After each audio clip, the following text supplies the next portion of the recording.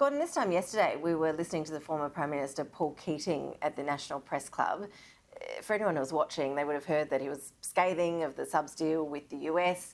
He was saying it would be like throwing toothpicks at a mountain in terms of the China threat. But more broadly, he was saying he believes Australia has our strategic settings all wrong, that we're ignoring geography. What did you make of his comments? The speech was certainly entertaining, but the former prime minister is far removed from the reality of today. And so I'm actually grateful that both the government and the opposition are relatively speaking with one voice on the new strategic environment we have of today. The prime minister's remarks might have been fit for purpose during the rule of Jiang Zemin in China or even Hu Jintao, but not certainly for the China we're facing after the last 8 years under Xi Jinping. And it kind of ignored those fundamental realities. And I do think that we probably should look more to the current and former ministers and shadow ministers who have a much better feel for the situation that we're facing today as a country. Whenever we hear analysts talking about potential flashpoints, Taiwan gets mentioned. Paul Keating was essentially saying Taiwan isn't Australia's beef. This isn't one of our priorities in terms of needing to protect Taiwan. Was that misplaced?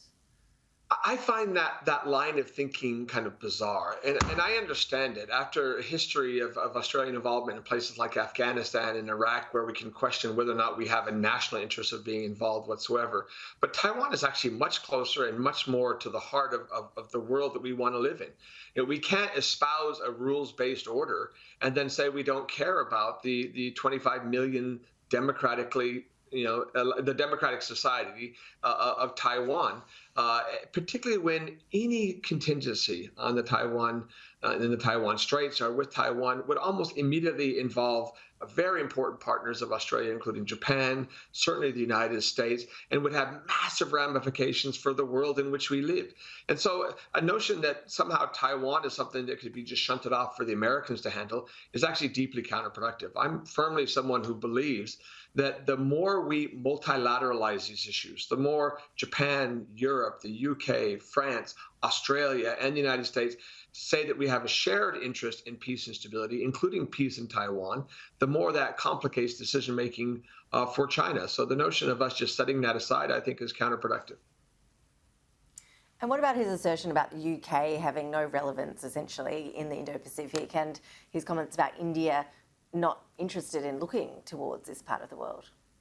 Yeah, again, very outdated.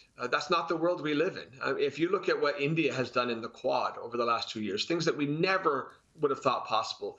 5 years ago, Australia was bemoaning the fact that we weren't invited to the party to participate in India's naval exercises in Malabar. And today, India is a very proactive participant, not just in the Quad, but in the Indo-Pacific more broadly.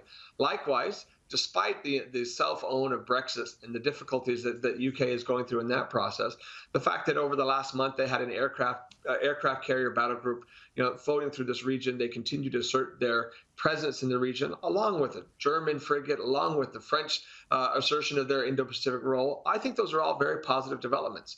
The more parties that we have in our region, the more complex the region is, the less it becomes a G2 US versus China, and the less it becomes black and white. I'm a big fan of complexity because a rules-based order is by definition complexity, and that really serves Australia's national interests.